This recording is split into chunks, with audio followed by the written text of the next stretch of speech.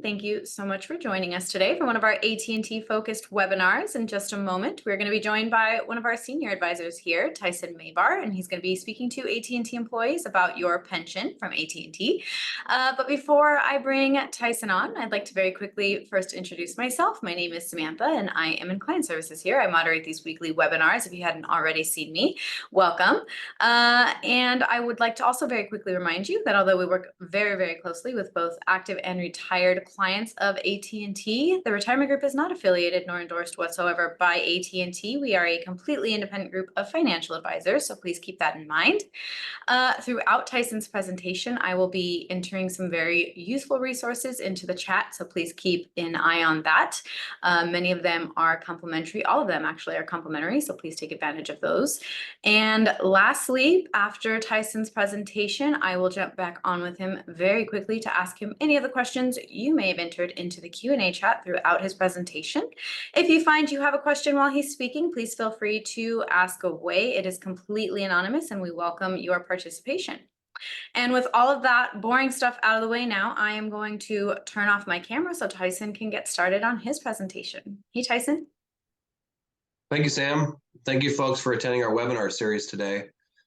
My name is Tyson Mavar. I'm one of the AT&T focused retirement advisors for the retirement group. And today we're going to talk about the pension in particular. Many of you have worked at AT&T for, in some cases, several decades. There's been many changes to the pension plan over the years.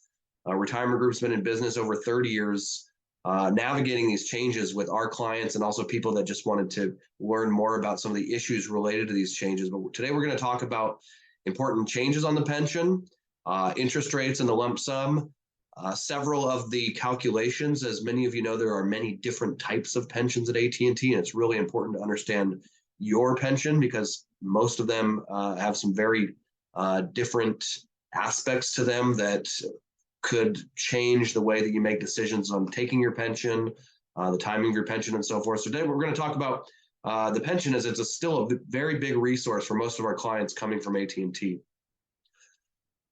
And to start, we want to talk about the difference between the various pension formulas and the types of pension. So we work with both craft and management employees. Many of our managers, in fact, started as craft employees or union employees, and as a result might have two pensions because of having both a craft and a management pension. Craft pension is very simple. It's based on pension band, and it hasn't changed. It's really been fought for in the union negotiations to keep the pension plan as it is. And for these plans, you can take both a lump sum or an annuity, and the more money you make, essentially, the more pension you're going to get, whether lump sum or annuity, as well as the longer you work, the more pension you're going to get. There's also some age penalties with the craft plan that we want to be familiar with before deciding to retire and potentially suffering some penalties. For the management plans, things get a lot more complex because not only has there been different mergers and acquisitions over the years, certainly the last 30 years, there's been many. There's been changes to how these plans grow, especially just a couple of years ago. There were some big changes to both the Legacy T plan as well as the Career Average Minimum plan or CAM plan. And unfortunately, those changes did not make the payouts any more generous. It was actually the opposite. These pensions have gotten worse and worse over the years. And we pay a lot of attention to this because for many of our clients, it's actually changed their retirement plan and what they need to save on their own to have a successful retirement plan by their definition. So it started as a cash balance plan that once they came out with this career average minimum pension, folks that are Legacy S, so S being for SBC, that also includes Ameritech and some of the other heritage companies like Pac Bell. If you're Legacy S and a manager, it's very likely you're going to be on this career average minimum plan. It's also possible you have other pensions that you qualify for, and the company has to give you the best of all of the pensions that you qualify for. In fact, we have clients that had 4 pensions when they retired. If they came from the West Coast, they had an ATB, SATB, a cash balance, and CAM plan. So it gets a bit complicated, but the main thing to know is you can run your pension calculation through the modeler and the net benefits website in Fidelity. And you can actually look at the details to see how they're coming up with this calculation, but the company is doing the math for you to produce the highest payout. Although it's going to help answer some questions in some cases, like when's the optimal time of year to retire? How do interest rates affect your pension, and why do they affect your pension different than maybe your coworker that has a different history with the company than you? And over time, you can see that these pensions are growing slower and slower. In other words, it's less of an incentive for most people to continue working at the company, whereas it used to be a major incentive in previous years. Something else that's important to keep an eye on and be aware of is the service pension eligibility requirements. They also call this Mod 75, or the Modified Rule of 75. Now, this also does not affect all employees, but it affects most employees. And it used to be more important because this was also how you qualified for retiree health care, which is not even a benefit for managers anymore. But it still has some implications on the pension payouts, and you could see some severe age penalties if you don't meet one of these 4 criteria. So real quickly, if you have 30 years of service, you're service pension eligible regardless of age. If you don't have 30 years of service, there's 3 other ways to get service pension eligibility: by being at least 50 with at least 25 years of service, or being at least 55 with at least 20 years of service, or being at least 65 with at least 10 years of service. You'll notice that all 3 of those add up to 75, but that doesn't mean because your age and service add up to 75 that you're necessarily service pension eligible. You have to get one of those criteria met in order to get that increase in your pension. And when we run the cash flow analysis for clients or prospective clients, we'll walk you through this so you can see when's that optimal date so that you don't leave money on the table by retiring too early. That's a very, very important exercise to go through before leaving the company. Now, it also turns out that your pension lump sum is not only a function of interest rates, as many of you saw, especially the last couple of years when interest rates were going up, many people were losing substantial sums of money on the lump sum. The lump sum is also a function of life expectancy, as it turns out. The younger you are, the more money the company has to give you in a lump sum, all other variables held equal. So, for example, if you have the same years of service as the next person, the same salary as the next person, you're on the same pension plan. The only thing different between you is that you're younger than the next person. Your lump sum is going to be higher than them. Now, that is with exception to the possibility of age penalties. Age penalties could hurt you if you're too young. For example, a 55-year-old with all the same statistics otherwise is going to have a larger lump sum than a 60-year-old because that person's life expectancy is longer, which means the company predicts they would have to pay more annuity payments for the younger person, given a fixed life expectancy, which means they also have to give that younger person a bigger lump sum to account for the fact that they would have received more annuity payments throughout their lifetime. This is also significant when we see rising interest rates because rising interest rates will affect a younger person more than an older person. In other words, we might see in an environment where interest rates go up 2%, we might see a 30% reduction in a lump sum for a 50-year-old compared to only a 18% reduction for somebody that's in their 60s. In other words, the severity of interest rate changes increases the younger you are. So all good things to know when picking your time to leave AT&T, picking a time to retire, whether or not that is the same time as you leave AT&T, and also picking a time to take your pension, which for most people does not have to be when you retire. There could be an argument to be made for deferring the election of your pension to get more money or to have a better alternative for the growth on that money than you might otherwise have outside the pension, but that also needs to be evaluated on a case-by-case basis. Like we talked about earlier, when interest rates go up, lump sums go down. The exception to this is if you're on one of the cash balance plans.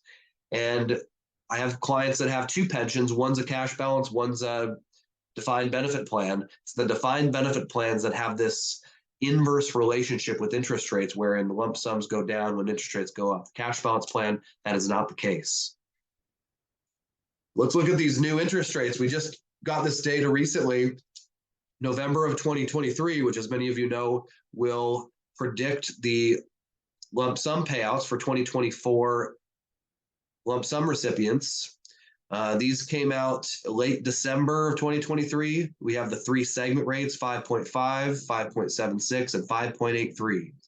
Compared to the previous November's interest rates, which was anybody who retired and took their pension for 2023, all three of these segments went up. It wasn't as bad as some people were anticipating and regretting, unfortunately.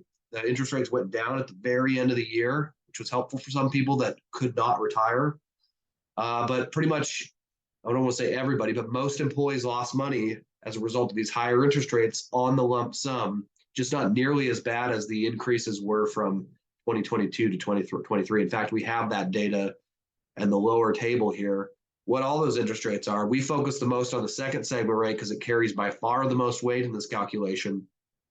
And that one didn't go up too bad into 2023.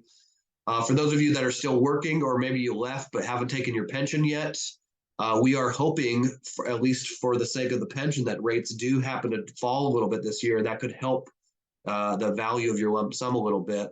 Although it's possible you may want to even consider an annuity on your pension, depending on a variety of circumstances, life expectancy, risk tolerance, cash flow need, tax bracket status. There's a whole host of things to consider before making a decision on how to take your pension that we also want to evaluate when we do the cash flow analysis. But right now, interest rates are higher than they've been in several years, and it's possible that they could go down this year, but it's also possible they could climb and hurt people's pensions even further. So we'll be keeping an eye on that throughout 2024. Now we'll talk about a couple of these formulas here. Well, we talked briefly about the cash balance plan. This is not the winning formula for almost anybody anymore, but it's how they calculate your partial lump sum. If you're somebody that has a partial lump sum with residual annuity, the way they're figuring that is by using your cash balance, and that cash balance is what makes up that partial lump sum. So for many of you, that partial lump sum is going to be a very small number if you haven't worked with the company that long, especially since the cash balance plan has been frozen. Those of you that have over 30 years at the company might have a larger partial lump sum. Although I will be honest with you, it's very rare that we even see managers taking the partial lump sum with residual annuity anymore. Typically, it's either the lump sum, full lump sum, or full annuity. And occasionally that partial lump sum is attractive to some people, but it's just a very arbitrary amount. Sometimes it's a very, very small number, and sometimes it's a very large number that's really close to what the full lump sum is. But that's a bigger decision, I would say, is how to take that pension plan. Just understanding how they're coming up with these numbers, I think, is very helpful. The CAM plan, which is far more relevant, this is, again, Legacy S employees.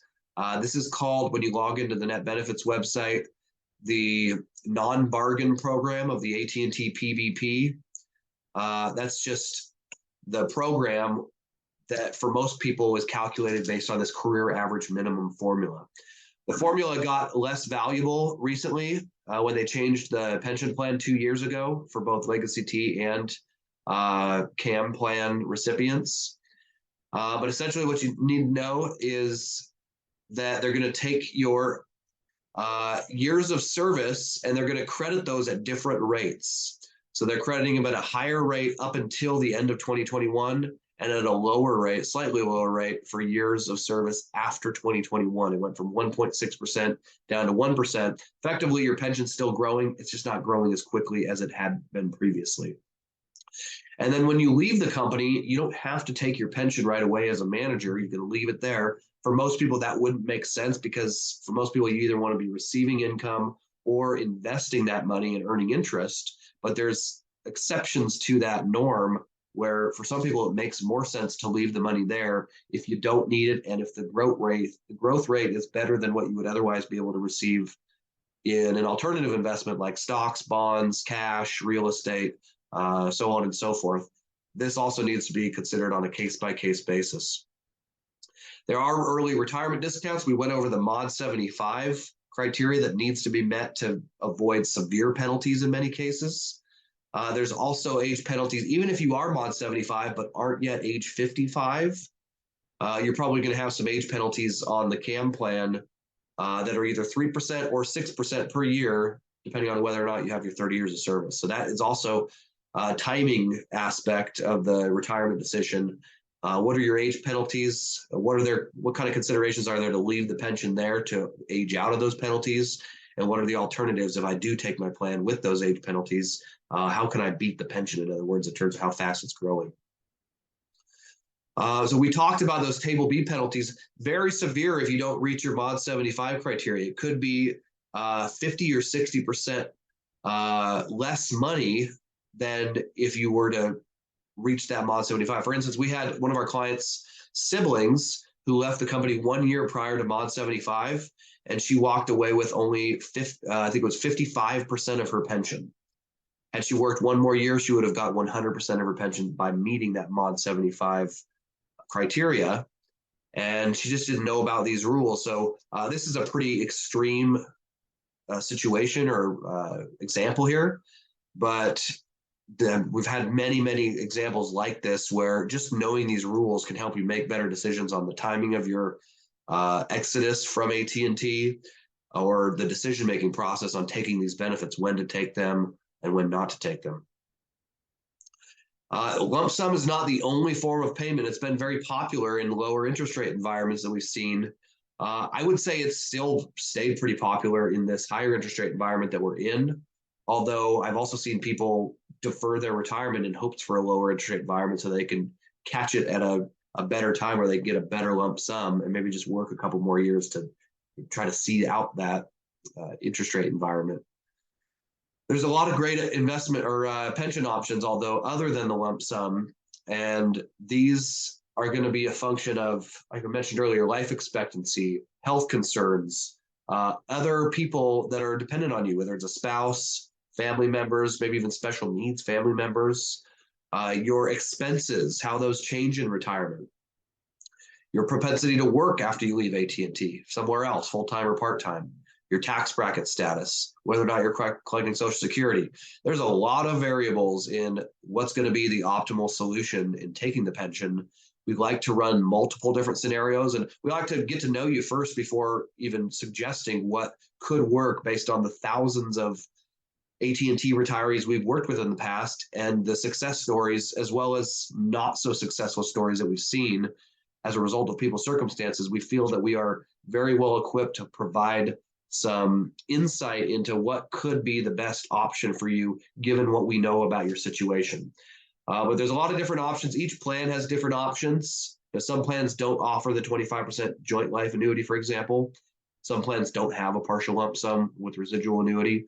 But with the varying pension plans, first we need to know which plan you're on. Then we need to run a cash flow analysis, see the sustainability of your plan. And once we get to know you a little bit better, then we can start to whittle down these variety of options into maybe 1, 2, or 3 different options that you can start to prepare for. Talk with your spouse, talk with the other decision makers in your family about this decision, and be ready to make one of the biggest decisions as an AT&T retiree, which is how to take your pension, whether or not as a lump sum. Now, there's been some changes recently throughout the industry, specifically with AT&T selling off some of the pension liabilities. I think it was close to 25%, if I'm not mistaken, of existing pension liabilities to an insurance company called Athene. And the newsletter the news article came out said that it was around 96,000 retirees that would be getting a pension plan from Athene rather than AT&T going forward, which also means that Athene is on the hook to continue to pay those pension plans. We expect that more of this to happen. We've seen this, many companies not wanting to be in the pension business anymore because of the uncertainty with life expectancies and actuarial tables, just wanting to focus more on their actual business. So for AT&T, just being in the telephone and media business, rather than guessing at how long people are going to live. We expect this to happen more from not just AT&T, but other companies where they don't want the uncertainty on the books of pension liability. So they'll sell this off to an insurance company. So what actually happens when an insurance company purchases assets, or in this case, liabilities from a company like AT&T? Well, we've seen this happening a lot. And currently, if you are somebody whose pension is paid by AT&T, you are covered by Pension Benefit Guarantee Corporation, PBGC for short. This is a federal institution that covers big company pensions like AT&T's, saying that if AT&T goes out of business, PBGC is going to insure or pick up the liabilities at that time. Now, we have seen some pension plans, or especially some recipients of pension plans, receive discounts once the pension is taken over by PBGC. In other words, it's not fully insured, but most people are fairly confident that that's a good insurance plan for a company that could go out of business. And your retirement may be 30 plus years. That's a long time to be guessing about the sustainability of a company like AT&T. Now, if the company sells the liabilities to an insurance company like Athene, for example, PBGC is no longer insuring these liabilities. It goes on to the state insurers, which people have different opinions about this, but most people don't think is as safe as PBGC. And now there's maybe less of an incentive by a company like Athene to do what's right in the eyes of their retirees, like we would hope that AT&T would do when it comes to big decisions on how to treat their pension recipients. For the most part, though, there's no change, at least immediately. It's just essentially your money is coming from one insurance company versus the company you retired from when this change takes place. So we saw this happen last year. We expect this will probably continue to happen. This is a reason that some of my clients have suggested they are leaning more toward the lump sum now than they were previously because of the uncertainty of what AT&T could do with those assets, or the uncertainty of AT&T in general. Where's AT&T going to be in the long run, and are they going to be able to continue paying my pension that I expect to have as income for the rest of my life? We saw some news about Athene last year when a lot of people were talking about this, that there was a Q1 2020 loss of $1.1 billion that had a lot of people concerned. Federal Reserve Board cited Athene as potentially vulnerable to market shocks. And then, like we just talked about, there's inherent risk of a private insurer versus a publicly traded company like AT&T that's covered by PBGC. And this is just something that we've heard more and more concerns about from our clients, prospective clients, of taking the annuity from the company and staying with AT&T and their pension for the rest of their life. Now, unfortunately, what we've seen statistically is that 74% of Americans over the age of 50 don't have a written plan for their retirement. And this is absolutely unacceptable as far as we're concerned, given that there's a variety of companies, including ours, including the Retirement Group, that will do this for you completely free, completely complimentary. Take us up on this if it's been a while since we've updated your plan, or certainly if we've never done one of these for you. It can't hurt. We are fairly confident it's going to be a great investment of your time, and that is the only cost of some of your time. All we ask is that if you get some value from this, certainly we'd love to earn your business, but there's no expectation of that. More importantly, we want you to help us grow our company by recommending some of your coworkers talk to us, so we can continue to improve our reputation among the AT&T community and grow our business at the Retirement Group. Here's some other issues that some of our clients have brought up to us as important to them with an advisor, and why most people get a second opinion. Even our clients get a second opinion on what else is out there. It's probably not a bad idea to have your advisor understand your benefits plans, and we think we do that better than anybody in the country. But there's a lot more to the advisory relationship than just that. The cost of service, it's never going to be free, but you never want to be paying too much, certainly, but you also probably want to make sure you're getting enough value for what you're paying for. And you probably don't want to go too cheap, because there could be something that you might want to consider getting help with, such as, for example, tax and distribution strategy, how you're pulling money out in retirement, Roth conversions, the various decisions that you make that can help you keep more of your money by paying less in taxes. That's a big part of our responsibility to our clients. Obviously, allocating and selecting investments is a big part of it. Behavioral coaching is another big part of it. That's why communication is so critical between an advisor-client relationship, because a big part of my job is keeping my clients out of trouble in just being a sounding board for their ideas, and maybe helping them to consider something they might not have considered that ultimately is going to protect and grow their money better. So all of these we found are important to our clients, and some things that you might consider as you're approaching retirement and making a decision on who is going to help you, who are you going to entrust with your assets, so that you can minimize as best as possible your risk of permanent loss of capital and your risk of running out of money in retirement. We feel like we've done a pretty good job over the last 30 years that we've worked with AT&T employees. With that, I believe we're about out of time, Sam. So if we do have any questions today, we do have a few minutes to go through some of those. Hey, Tyson. Yes, I apologize, guys. We had some internet problems here, but we are all good now. So let's do some quick questions and get you guys out to enjoy your afternoon. First one, Tyson, in light of upcoming election, how might potential policy changes affect inflation adjustments for my AT&T pension? Oh my gosh, that is a very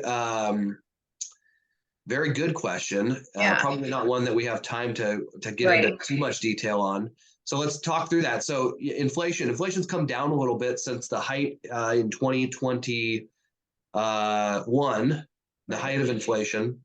We have seen some reductions a little bit. Excuse me, in 2022, it was over 9%. We have an election year this year. There's not just the midterm in congressional leaders, but we also have the presidential election coming up this year. So big implications, whether more Democrats are in Washington, D.C., more Republicans are in Washington, D.C., what the impact of that is. The Federal Reserve, which is supposed to be an independent entity of the president, even though the chairman is selected by the president, that they have the biggest impact on things like interest rates and inflation. And that's their job, is to mitigate inflation while maximizing employment and jobs. I think that has a bigger implications on inflation and the markets, although fiscal policy has very big implications on the markets in terms of how much is our government taxing us. The more taxes we pay, the less money we have to go around. And that is, unfortunately, it does not stimulate the economy. And then how much are we spending money on? In many cases, money that we don't even have, borrowed money. And the more we spend does tend to have a stimulative effect of the economy and the stock market. It improves our investments. There's just a lot of issues to unpackage there. I would love to speak on an individual basis with that person about their specific concerns. But I will tell you, in fact, we have another webinar coming up soon where we are going over how markets have performed in election years. Mixed bag, but there's usually more volatility because of the uncertainty of the outcome toward the end of the year. And there's definitely implications that will affect our retirement plans and our investments that we probably want to talk about on an individual basis. Great question, though. Yeah, thank you. As a reminder, the links are in the chat, so you can book an appointment with either Tyson himself or one of his colleagues to further discuss all of those concerns. Okay, Tyson, number 2, with discussions about interest rates impacting the lump sum, is there a possibility my AT&T annuity might decrease next year too? Depends which plan you're on. Most plans, the annuity is not affected by interest rate changes. The exception is the cash balance plan, wherein the lump sum is the default option, and the company has to do the opposite of what they do with most plans, which is convert a lump sum into an annuity, wherein when interest rates go up, the annuity actually goes up with a fixed lump sum. For most people, it's the opposite, where the default payment is an annuity, and they've got to convert that to a lump sum using interest rates and life expectancy. And when interest rates go up, lump sums go down. So it depends on which plan you're on. Again, I would call in, talk to myself or one of my colleagues, and we can shed some light on your specific situation related to interest rates. Yep. Last one. How do economic and policy changes impact the funding status of AT&T's pension plan? And is it insured by the government? Yeah, so we talked a little bit about PBGC insurance. Yes, it is insured. That doesn't mean that if you retire from AT&T and are getting X as a pension, that might not go down if AT&T was to go out of business. And the pension fund is invested in different asset classes, a lot of bonds, but there's also stocks in there. There's alternative assets, real estate, and there are funding requirements by the government. In other words, how much money does AT&T have to have in there? And if they don't have enough, they actually have to pull from other accounts to put money into this pension fund. So the economy does impact the solvency of the pension fund, and the economy also impacts AT&T as a business and the risk that they could go out of business. They certainly have taken on a lot of debt in the last decade. All of these things are related. So to answer the question, yes, that does have an impact. Alrighty, Tyson. Thank you. Yeah, that was all we had time for today. We've run out of time. Is there anything else you want to mention before we leave today? I think we covered it all, Sam. Thanks Yeah. for your help today. And thank you, everybody, for attending with us today. Hefty topic. Thank you, Tyson. Thank you, everyone, for joining us. We hope you'll join us again soon. Have a good day.